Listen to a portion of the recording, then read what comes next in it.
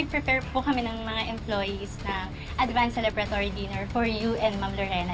All I wanted is for her to make sure na welcome ulit ako sa bahay nila bago ko siya i-expose. Mas importante pa ba yung pag-welcome sa'yo kaysa sa sikretong hawak mo? Bale mo, pag sinabi mo kay Wilfred yung totoo, he might appreciate you and welcome you back to his life. I promise na aalagaan ko kayo pareho para lagi tayong ganito. Masaya. Forever. Parang hindi naman tamang pakasalan ko si Wilfred ang hindi niya nalalaman. Pero pag sinabi ko naman, talagang hindi na niya ako pakasalan. Uunahan ko na siya. Isusumbong ko na siya kay Wilfred at sa mga pulis. I love Lorena so much. At ramdam ko na mahal niya ang anak namin. Anak natin. Bukas, hindi lang siya basta-bastang celebratory dinner. Tomorrow night, grand public reveal din ni Carolina Astor. Carolina Astor? Sino yun? Hindi mawawala, hindi mababago, na ang alam ko lang ay magmahal sa'yo. Nasabi na sa'yo ng kliyente ko ang tungkol sa kaso niya. Tatapatin ko kayo, Mang Dolpo. Medyo mahirap ang kasong ito. Kaya sana maaasahan namin kayo sa oras na susuko at litisin si Lorena. Importante ang magiging papel ninyo, Mang Dolpo. Tatapatin ko rin kayo. Ang totoo, kinakabahan ako sa mga bagay na tulad nito. Takot talaga ako sa mga korte-korteng ganyan. Baka mamaya matanong ako ng mga kung ano-ano. Hindi ko masagot ng tama. Basta ang alam ko, hindi si Carolina ang pumatay. Paghahandaan po naman natin ito. At uunahan ko na kayo na maraming beses na ipapaulit sa inyo itong kwento. Kahit na nasabi na sa akin ni Lorena, kailangan marinig ko pa rin sa inyo. Huwag po kayong mag-alala, Mang Dolpo. Magkakasama naman ho tayo dito eh. Basta huwag lang po kayong ibitiw. Mang Dolpo, kayo lang po ang pag-asa ko. Para po malinis ko na yung pangalan ko at pagkatao ko. At Mang Dolpo, ito na rin po yung pagkakataon na bumalik po sa normal ang buhay ng kapatid ko.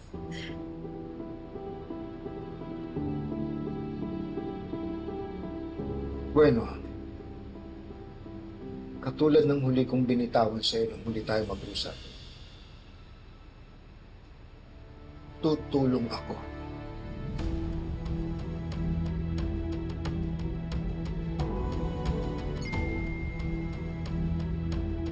Hi, Tita Tris. Saan ka?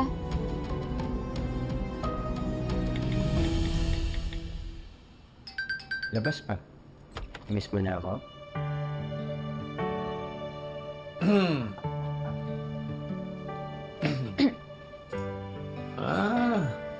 Someone's making my daughter smile.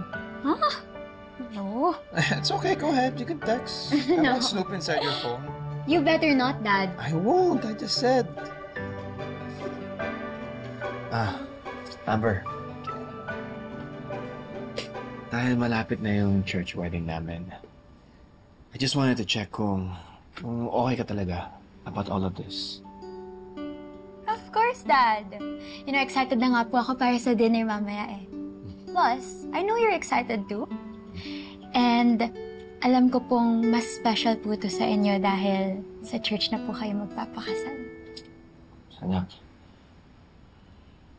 I just really wanna say I'm sorry kung nagmadali kami noon ni Tita Lorena mo. Sorry kung hindi kita nasabihan. Wala ka doon. And you're right. This is very special. It's church wedding. Dahil hindi na kami mag-share ng vows sa harap ng Diyos, kundi kasama na namin kayo ni Leah. The two most important people in our lives. Dad, first of all, no need to say sorry. I'm just really happy. I am happy that you're happy. Tsaka wag na po kayo mag-isip ng kung ano-ano. Dahil matagal ko na pong mahal at tanggap ulit si Tita Lorena. I think I should start calling her Tita Mommy soon. Thank you.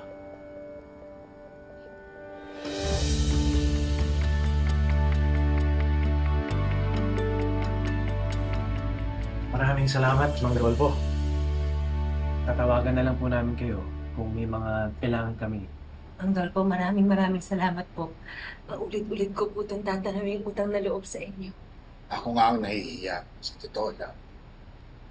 Gawa ng sobrang tagal na akong nanahimik. Pero tutulong ako ngayon. Mawalang galang na ho. Bakit ho pala nagalangan kayo magsabi nun? Bakit sabi po ni Jurel, ayaw niya raw humadamay? Tristan, pag umulong ang kaso, madadamay talaga sila. Marahil po, meron kayong dapat malaman sa nakaraan ko.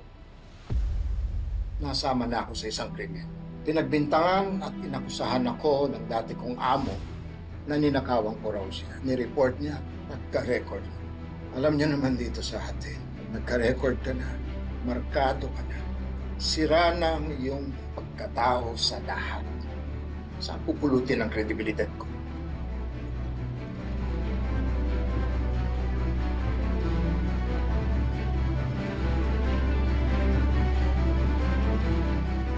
Grabe ang Carolina na yan. Hindi mahuli-huli, ano?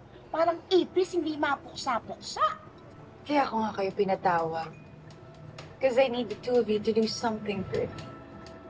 And kailangan ko makasiguro na handa kayo magsalita ulit. Bakit? Sino kakausapin? Madami diyan ang importanteng tanong ngayon. Ang tanong mas malaki ba yung ibibigay mo sa amin kaysa nung dati na pinapabidyo-bidyo mo lang kami? Yes. Yes, of course. Akong bahala sa inyo.